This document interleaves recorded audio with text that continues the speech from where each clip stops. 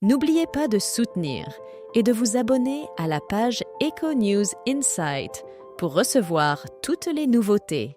Jean-Luc Mélenchon s'est exprimé ce jeudi 4 juillet dans le journal télévisé de TF1, revenant sur les critiques formulées à son égard par François Ruffin, qu'il a qualifié de boulet.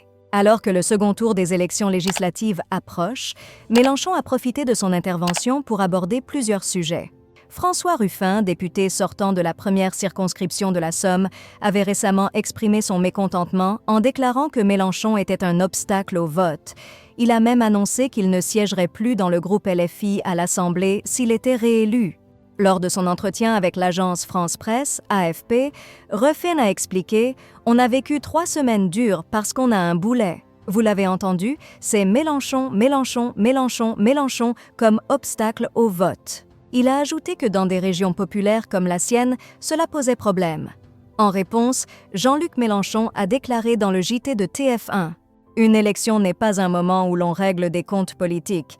En se comportant ainsi, François Ruffin se met en danger et ne nous rend pas service. » Mélenchon a affirmé qu'il ne participerait pas à des règlements de compte et a critiqué l'utilisation du terme « boulet » par Ruffin, le comparant à une girouette qui tourne avec le vent. Mélenchon a également réaffirmé son engagement politique en soulignant « Parler d'une grande coalition, c'est admettre l'idée que nous avons perdu. Or, nous pouvons gagner.